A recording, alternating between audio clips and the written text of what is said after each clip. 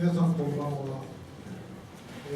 定刻になりましたので、第77回東京大学医学教育セミナーを始めさせていただきたいと思います。今日は、メアリー・リー先生に、東京大学医学部、分野別認証評価過去の試みを振り返るReflection on the past application and the University of Tokyo Faculty of Medicine ということで、ご講演いただきます。もうご存知のように、メアリー・リー先生は、昨年の10月から、今月3月までの予定で、我が東京大学医学部、医学教育国際研究センターの特任教授として赴任され、我々に医学教育の特にアメリカの北米アメリカの医学教育の現状、あるいはその視点から我々の医学教育をご指導いただきました。その過程で昨年の3月からずっと準備していたんですが、ちょうど李先生が赴任された10月以降、アクリデレーション、分野別認証の準備、それから認証そのものが重なりまして、本当にお世話になりました。で、その経験を我々がまとめるよりもいち早く李先生がまとめてくださいました。一応タイトルは東京大学の認証評価ですが、おそらくそれは日本中の医学部の認証評価に通ずるところも多いものと思います。多分ネットでご覧の先生方にも非常に参考になるのではないかと期待しております。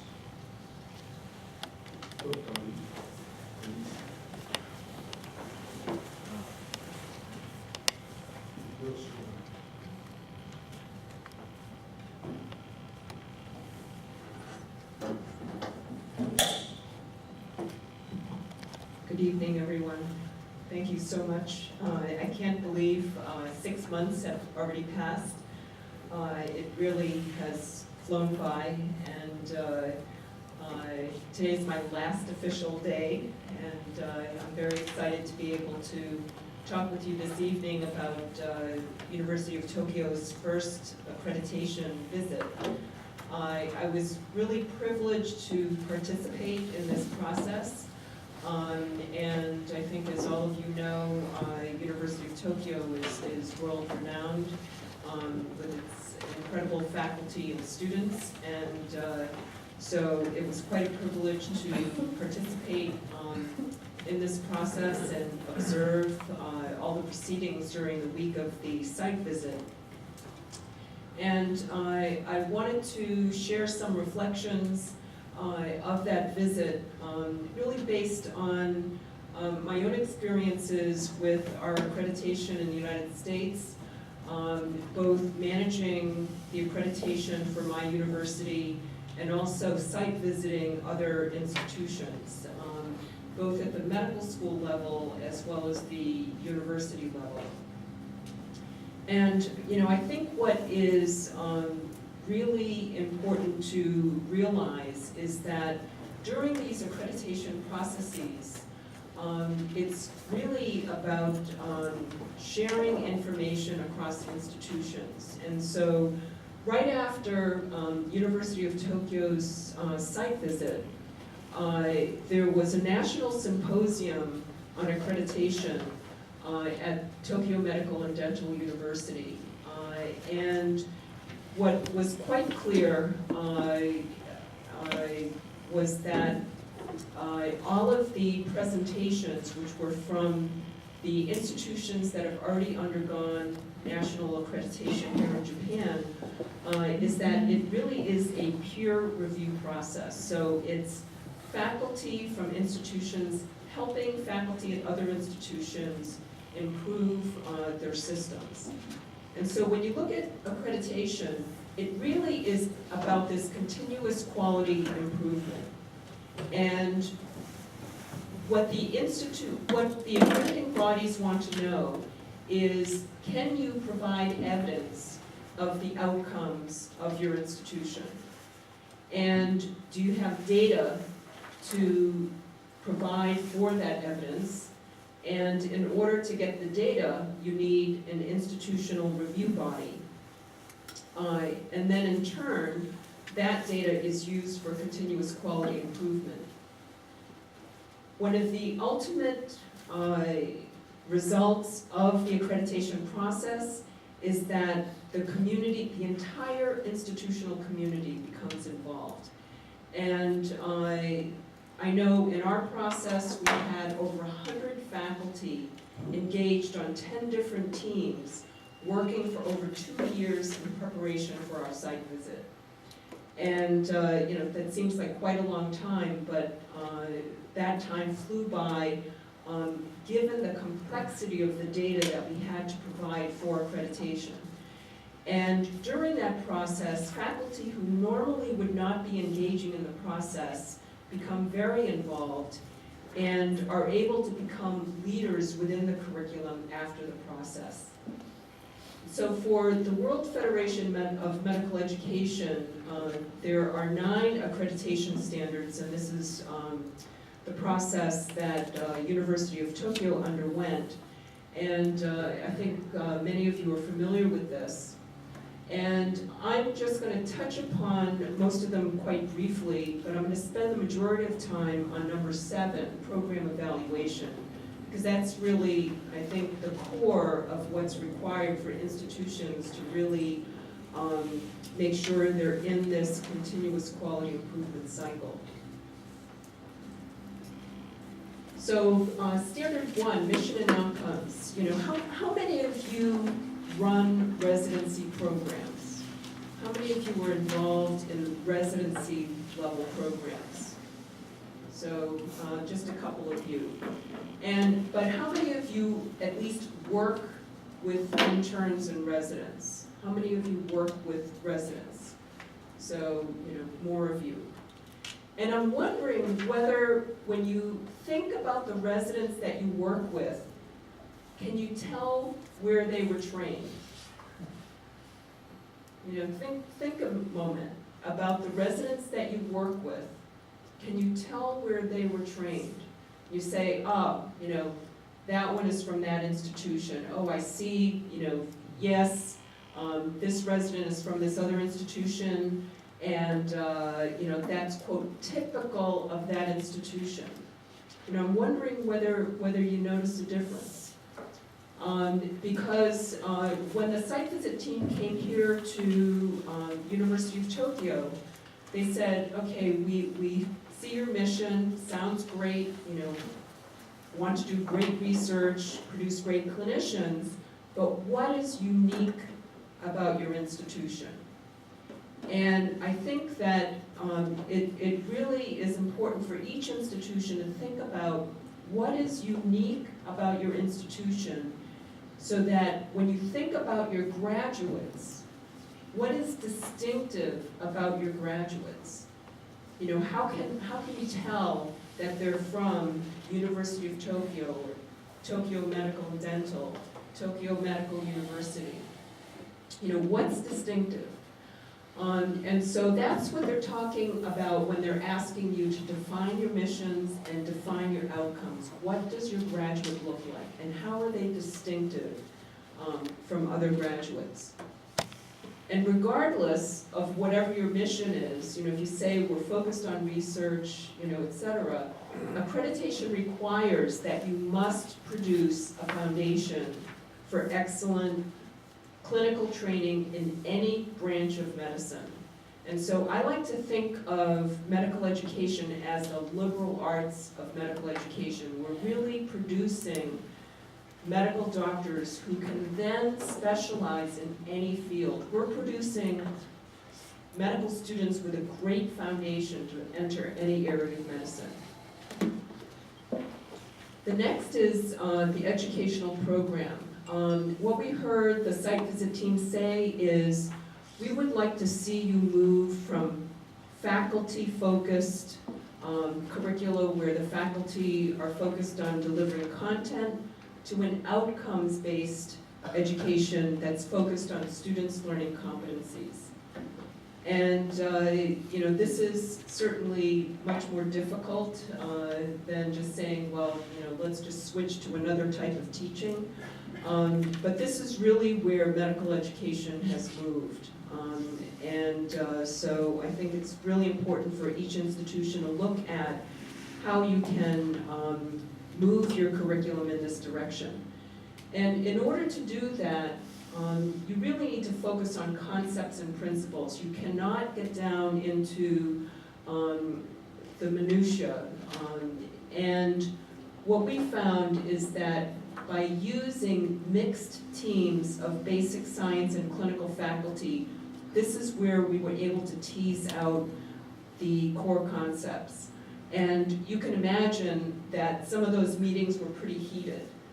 So you get a group of faculty together, each really interested in retaining the information in their own discipline.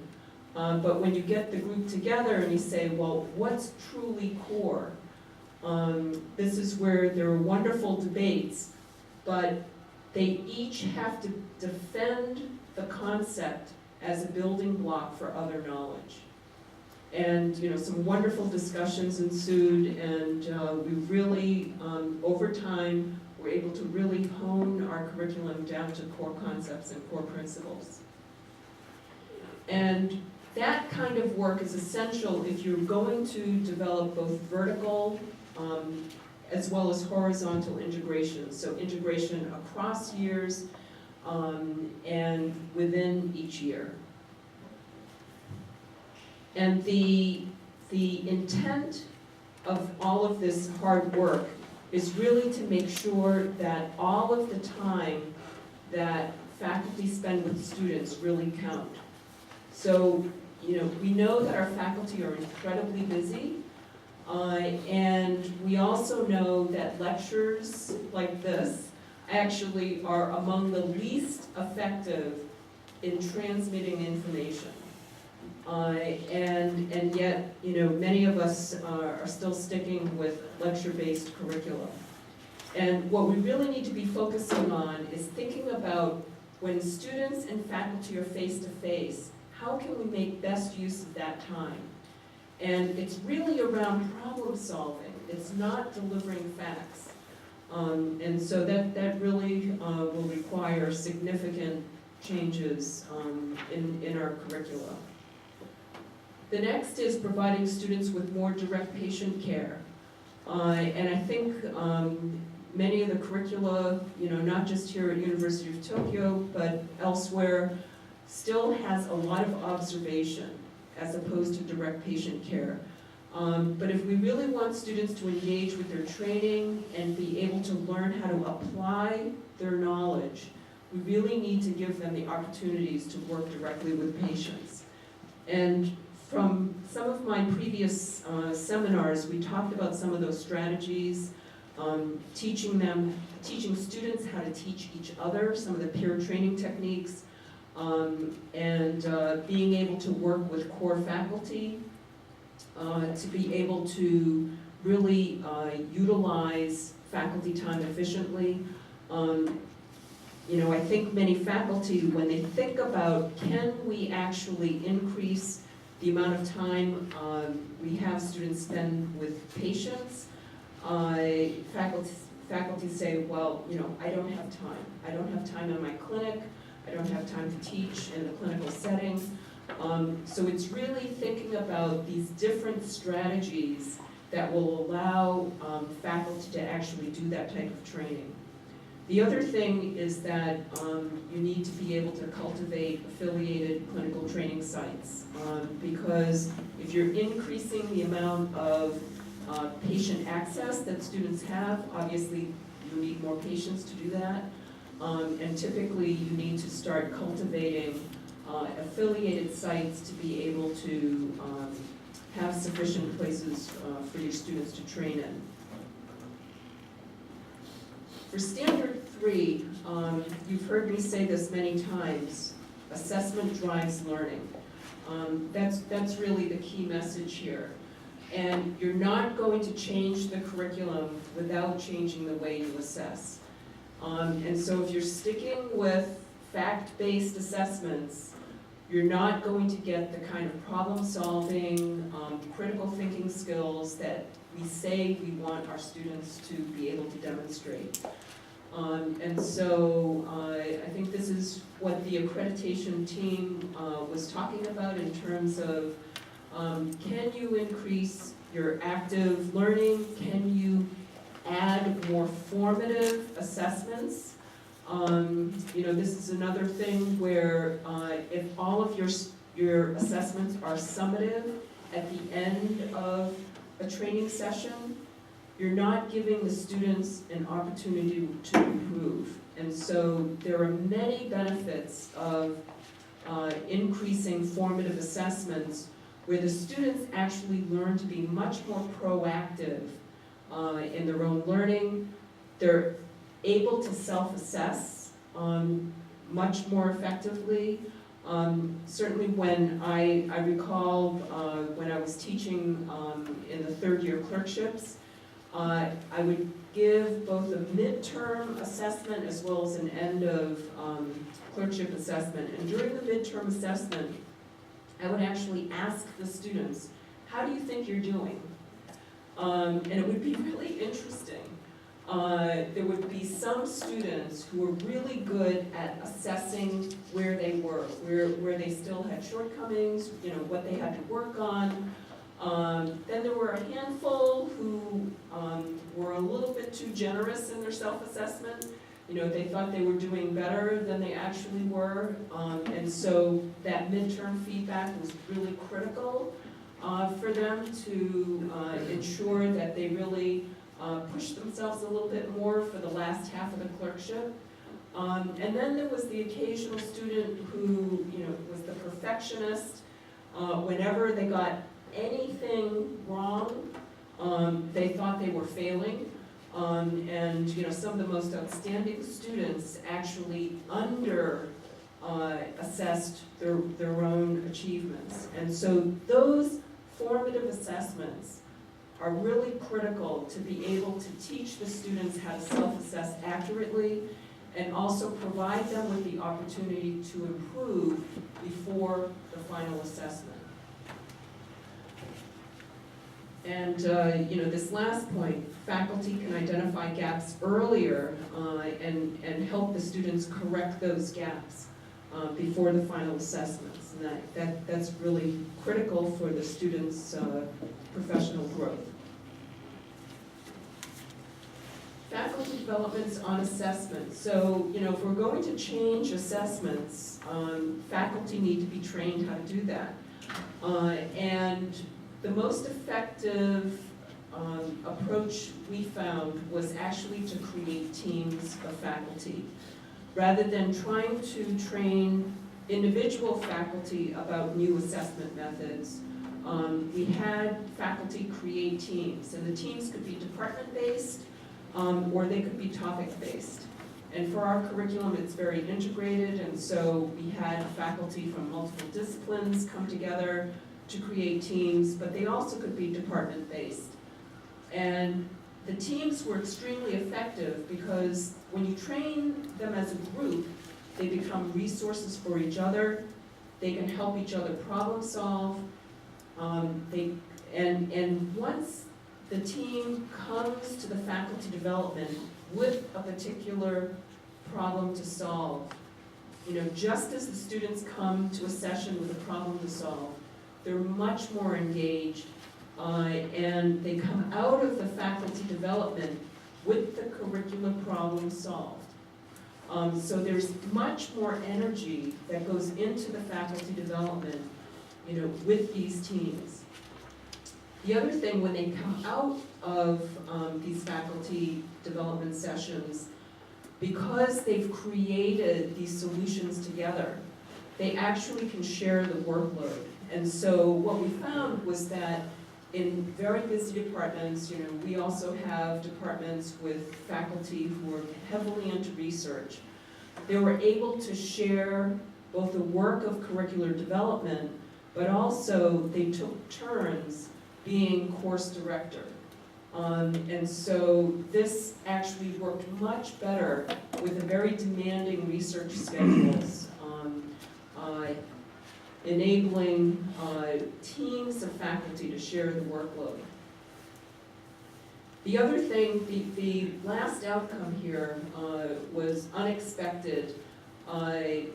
As we created these integrated teams with multiple disciplines, faculty were able to share best practices across departments, but on the side, they talked about their work. And they actually developed new research collaborations as part of their educational work. And so Dean was very happy about that. Having new teams, particularly in the US, a lot of the research grants now require interdisciplinary teams in the applications, and the curriculum work actually helped us push the development of those teams. Here for implementation, the key message is pilot in phases. I think you've also heard me say this before, that it's best to do small pilots before you really commit major resources to a particular approach. And know that when you're implementing new curricula, that there are many moving parts. And we found that it often takes 2 years, a 2-year cycle, before you can really refine a new approach. And so, the first year may not go so well. Don't dump it all, just because it didn't work well the first time. You need to really carefully evaluate what worked, why it worked, or why it did not work. And many things actually work quite well once you do that analysis and you find out where the sticking points were. So for Standard 4, focused on students, what the accreditation team mentioned was moving beyond simple scores. How do you look for the applicants to your school? And right now, the focus is really on test scores for selecting the students entering medical school. And so there's actually a lot of literature out there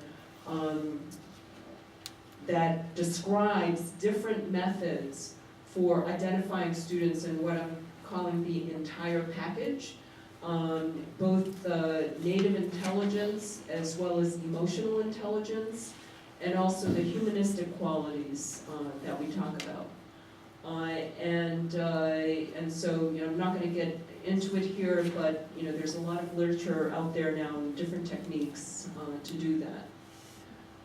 The other piece here is to encourage student voices, and so there was a mention of formalizing student membership on the education committees. And I have to say that when we underwent major curriculum reform, it was absolutely essential for us to have student representation in every phase. And not only did it keep the students in the loop, they actually helped us solve many of the problems. They're the consumer, they're the ones experiencing the change, and being able to engage them at every step was really critical to the success of major curricular change. The last point here, there was a mention of increasing international exposure. I think for the schools that are really focused on being, quote, international, I think it is key for the students to have that international exposure, and certainly many different ways of increasing those opportunities for the students. For Standard 5, academic staff and faculty, the message here was to maximize your talent pool. It was noted that there's a low ratio of women in both the student and faculty bodies. And I can tell you again from the US experience that you really cannot make progress without very directed programs. It's not just entering the students into medical school. In the US, we had a 50% ratio male-female for decades, with no change in the number of women faculty entering into the faculty ranks and being promoted into leadership positions. It stayed at less than 10% for decades. And it was only until there were very targeted programs that the percentage started increasing. And now, it is creeping up there. We still have a long ways to go. But certainly our experience was you're not going to have any progress without clear programs advocating for women entering into not only the student ranks, but actually faculty ranks and in promotions and in leadership positions. And it really benefits all faculty if you can provide clearer evaluation and promotion criteria. And certainly we found that to be the case at our institution. And so the programs that looked at were there differences between male and female, by reviewing the data, it actually helped everyone. In order to engage faculty in education, we need to be able to value faculty's contributions to education. I think it's pretty consistent across major universities that are heavily research-based, that the promotion criteria are heavily research-based, and that does not include educational research. And I'd say it really has only been in the last 10 or 15 years in the US where the clinician educator track has been recognized. And it took decades of work with major educators in the country pushing for changes in promotion criteria. But I think finally now, I think all the major institutions have clinician educator tracks with clear promotion criteria, recognizing educational contributions. And that is absolutely critical if you are engaging faculty to help you with major curricular change. That is a lot of work. And that work needs to count somehow. And so being able to value your faculty's contributions to major curricular change is critical. And what we saw was that the faculty who really took leadership positions during the time of curricular change also became leaders within the clinical and research system. Standard 6, educational resources. Key message here is that you need tools to achieve all of these different outcomes. There's a lot of curriculum tracking and management. If you're actually thinking about doing vertical and horizontal integration, having technical tools to be able to help you do that tracking is absolutely essential. Faculty can then much more easily integrate their content within the context of the entire curriculum. If each faculty can actually view the whole curriculum.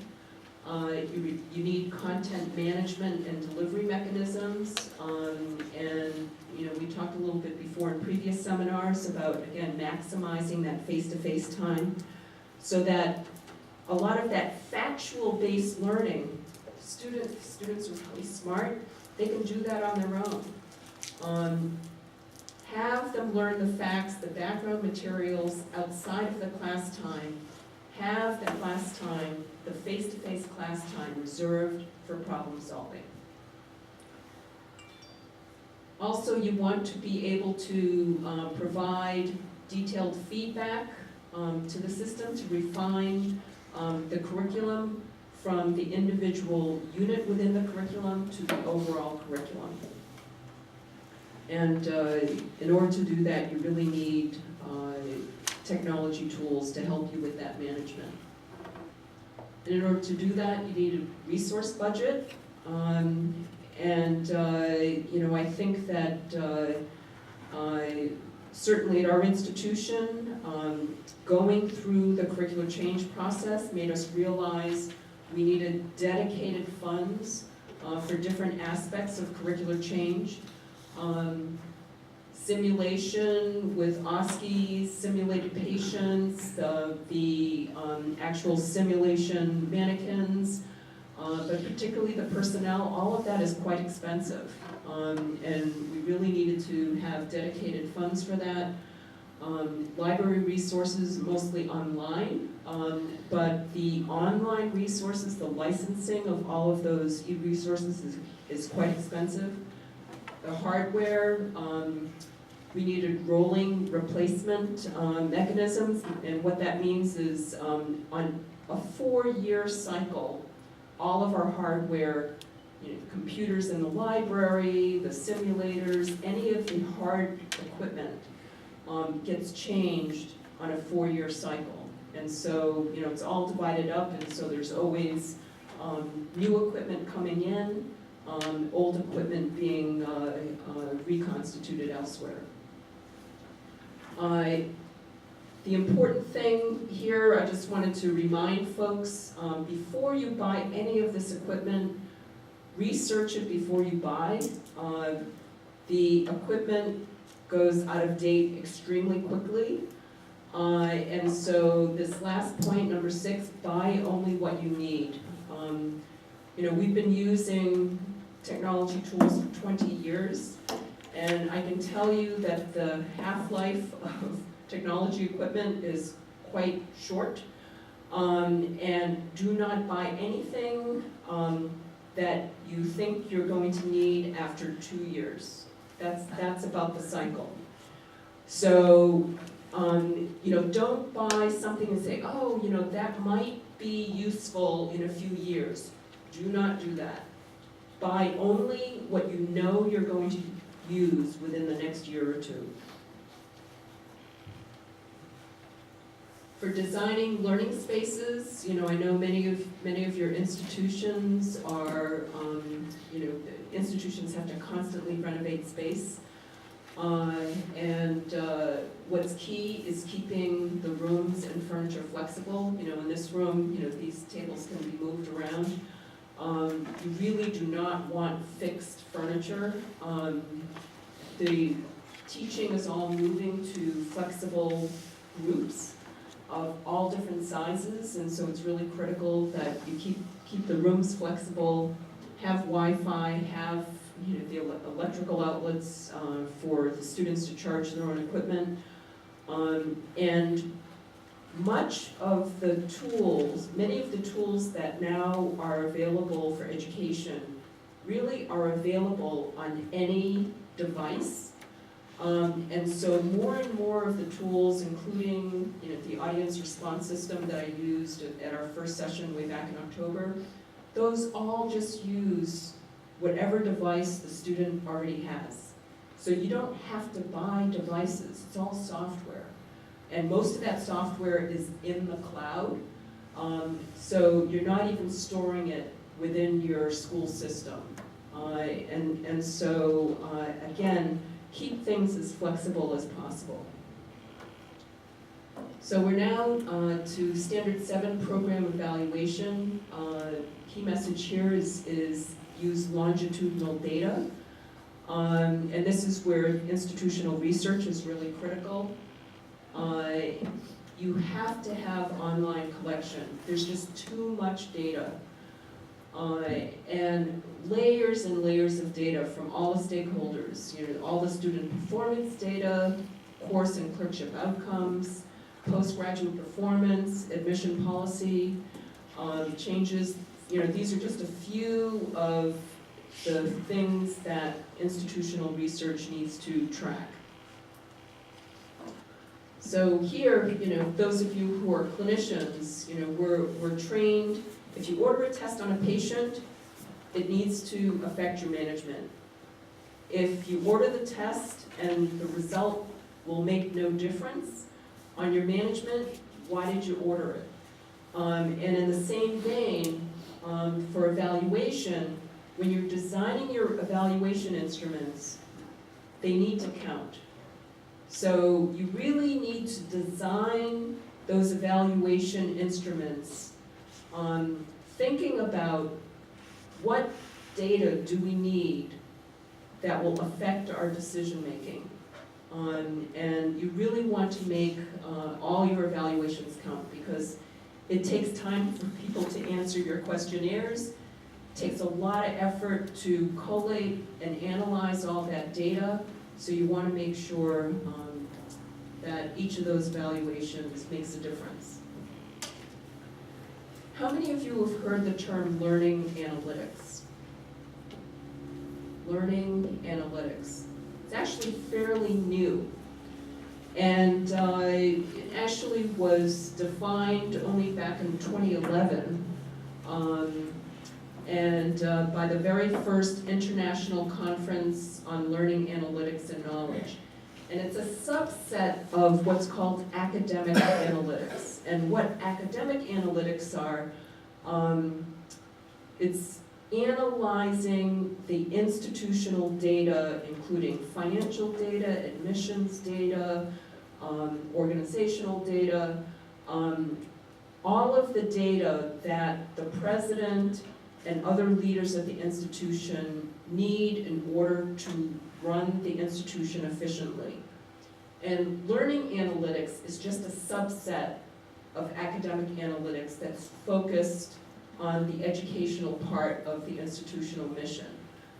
And so it includes everything from the measurement, collection, analysis, and reporting of data about learners and their context, where they're learning, the environment of their learning, for the purpose of understanding and optimizing the learning of the students and optimizing the environments in which the learning occurs.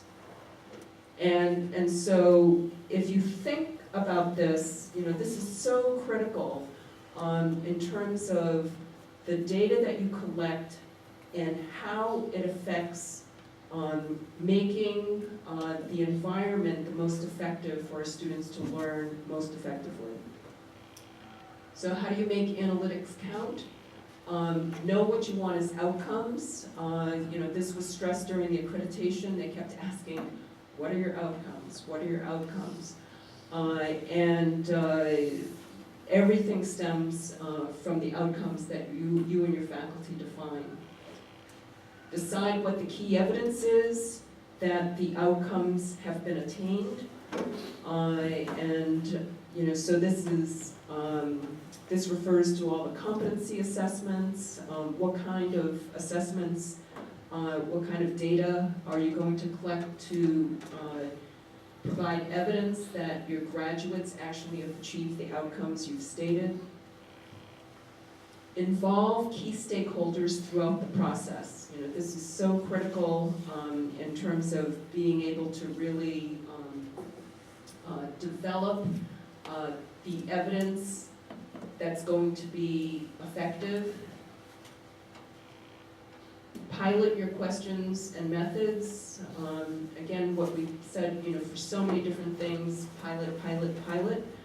And this is where your students are very, very helpful. Ensure that your feedback loops are active. So when we underwent our major change, whenever we did assessments, actually even while a course was running, we had groups of students meet with us, both administration, course directors could be there if they wanted, but from the Office of Educational Affairs. We met with representatives of the students every 2 weeks while the course was going on. So we could actually troubleshoot problems in real time.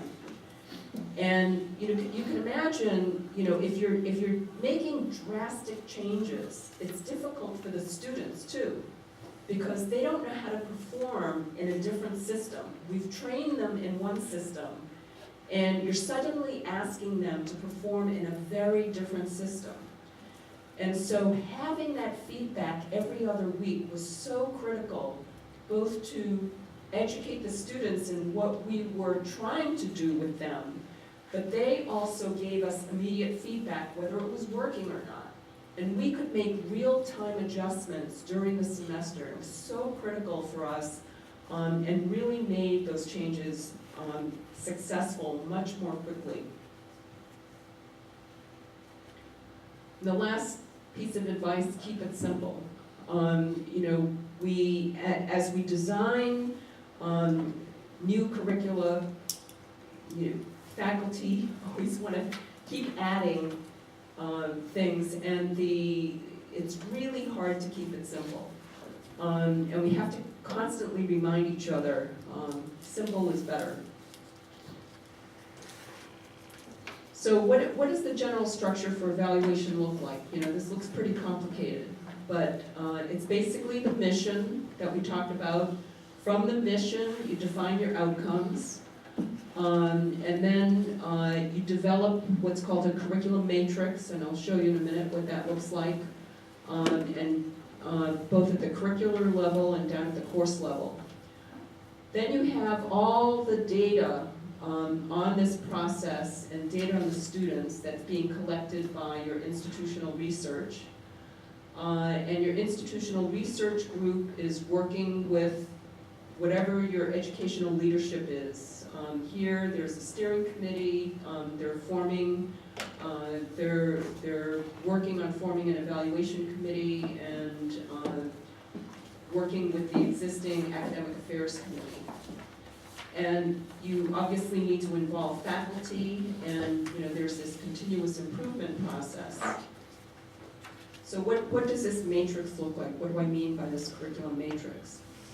So it's simply taking your outcomes, all of your institutional outcomes, and defining specific objectives under each outcome, and then taking all of your major parts of your required curriculum, if you have individual courses, anatomy, biochem, physiology, etc., pathophys, pharmacology, and you basically just put a little X, whenever a particular course meets a specific objective under a specific outcome.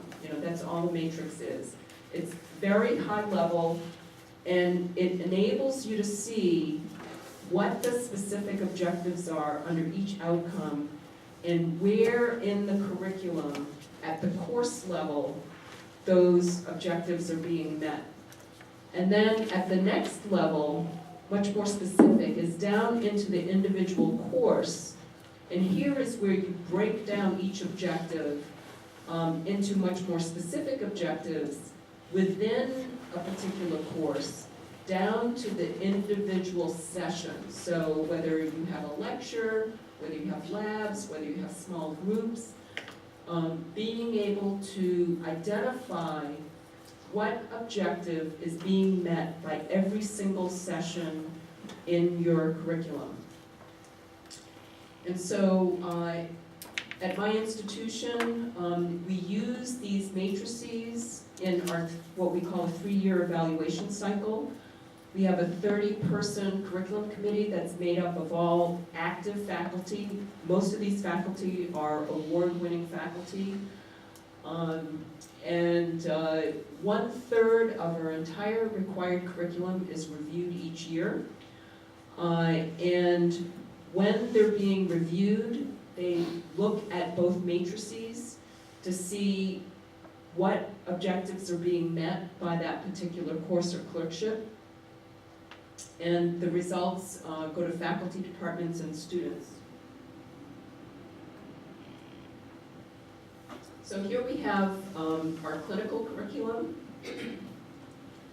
And so just as an example, there are clinical components across all 4 years. So we basically divide all of this into thirds. And at any given year, that part of the required clinical curriculum is being evaluated.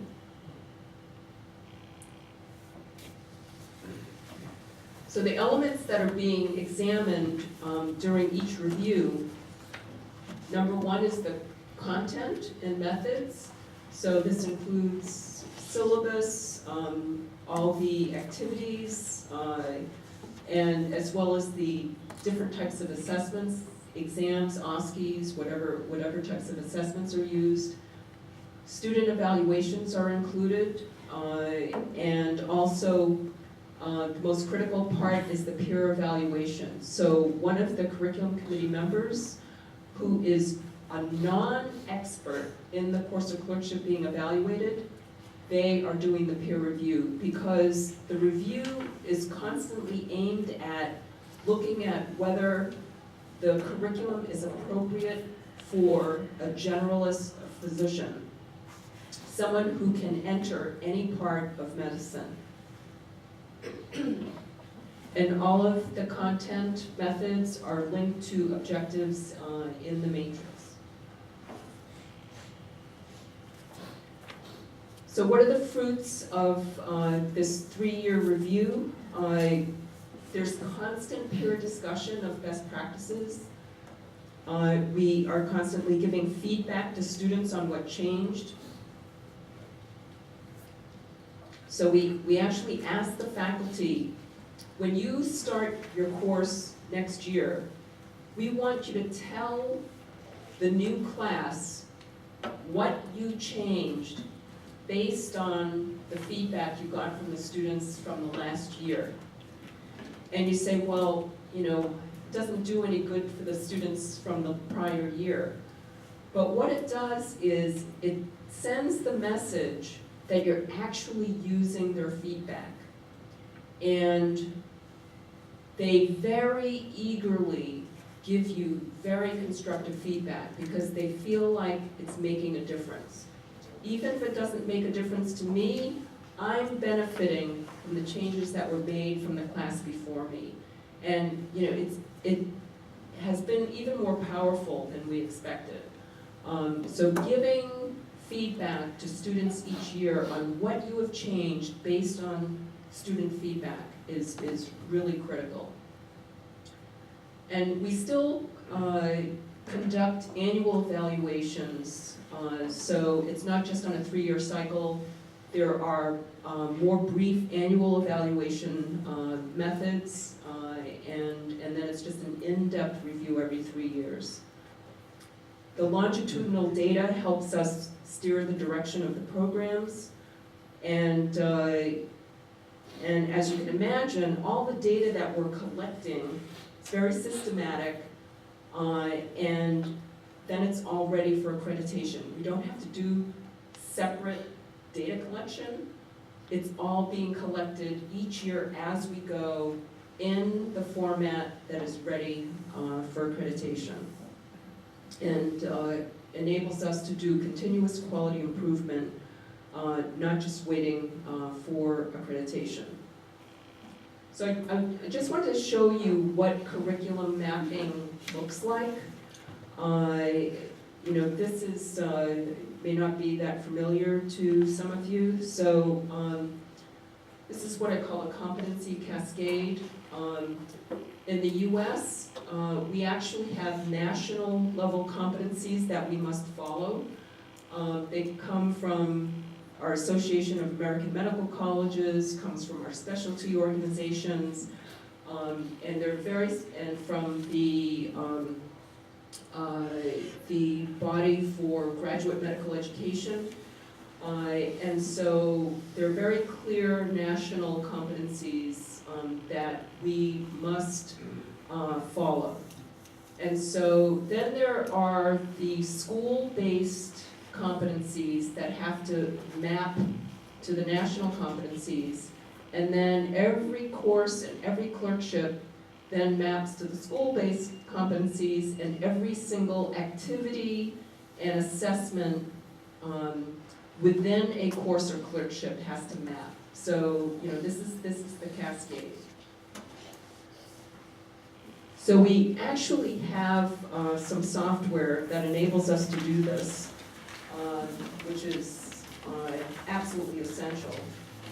And so you can just see from the colors that the print is quite small with the screenshot, but national competencies are in black, school level competencies are in green, course competencies are in orange, and the session level competencies are in blue. And so you can select a national competency, and there's a drop-down menu, and if you can read those, some of you are familiar with our ACGME for graduate medical education. These are mostly based on that. And then you can, we picked patient care, and here's a visualization tree. I don't know, how many of you are familiar with concept maps? This kind of mapping look familiar? And so basically, this node here is for patient care. Patient care can then be broken down into many separate competencies, and each of those competencies in turn can map to specific school level competencies that are much more specific. So here, patient care, if you come over here and look, it says, gather essential and accurate information about patients and their condition through history taking, physical exam, and the use of lab data, imaging, and other tests. And then at the school level, the print is really tiny, but it's basically obtaining medical history taking, taking appropriate diagnostic tests, etc. So you can break down each national level objective into school level objectives. You can then take each school level objective and break it down into specific course level objectives. So you can see that the tree can get pretty complex pretty quickly, but having this type of mapping tool enables you to track all of this much more easily, because each of these trees can collapse. You can focus just on a single node and track it all the way through the different levels.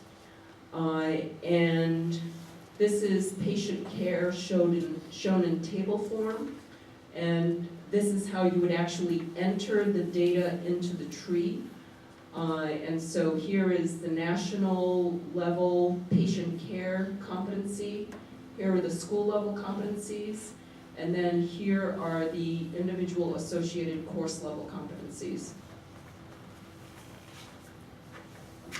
You can then map, when you're down to the session level within a course, you can define the method or activity, and you can attach the assessment for that session that can also be put into the map. And when we look at assessment, we said assessment is key. Here is the academic calendar. Here's 1 week in March. And here's the day that the OSCE assessment takes place on March 11th, 2015. So just happened a couple of weeks ago. And the system actually automatically generates a course management page from the calendar. So here's the OSCE exam, here's the date and time. You can select whether or not that OSCE assessment was a summative or formative assessment. You can link it to the content of that OSCE, and you can link the session objectives and course competencies from the session to the course, to the school level, to the national level competencies. So here's just another window showing how you can easily select from a menu of the course competencies and just click on a competency, and your assessment will be linked to that particular competency. So in designing assessment, we had talked about starting from the learning objectives to learning assessments and learning methods, and mapping the assessment and activities back to the course competencies. So after they're developed, you can really use the mapping in both directions and attach multiple different types of assessment to a single session. Using the feedback from all of these assessments is critical. So the first is looking at student assessments. What do the students need to continue to make sure that they move towards their graduation competencies? Faculty are being assessed for teaching quality and promotions purposes. Programs are being assessed to determine whether they're meeting the needs of the programs and whether the programs are worthy of continued funding. And institutional assessments are focused on looking at whether the mission is being met and whether you're meeting accreditation standards. So all of these are constant ways of checking for ways to improve.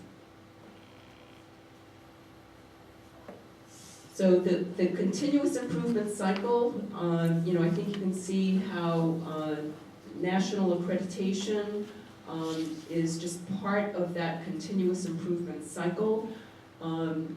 Here, I believe it's going to be once every 7 years.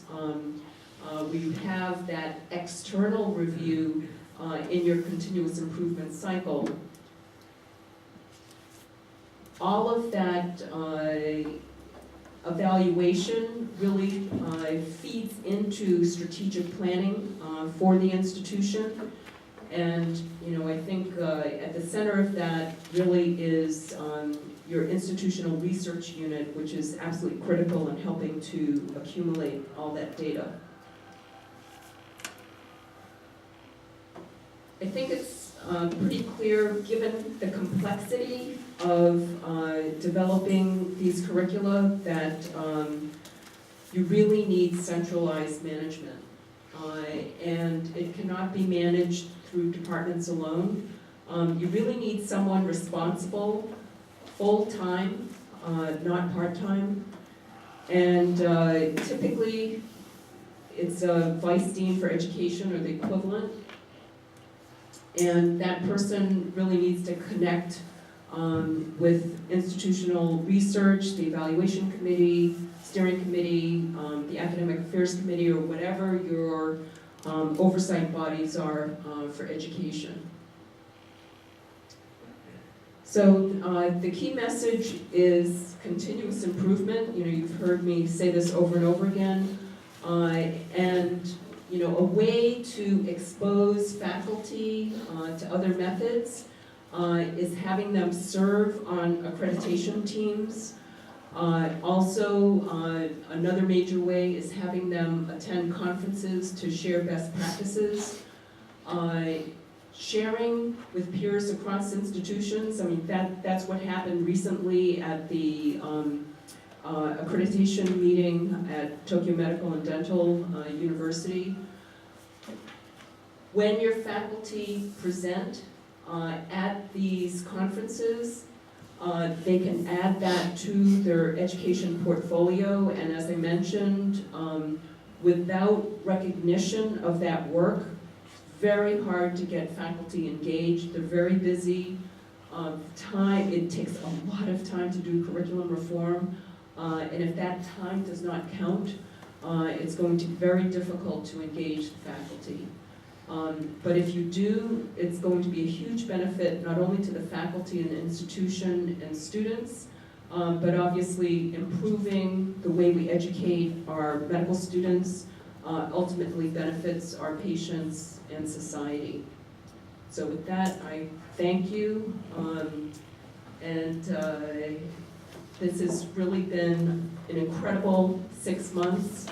Such a privilege to work with so many of you. It's been such a pleasure, wonderful experience being here in Japan. I hope to be able to come back soon, and thank you very, very much.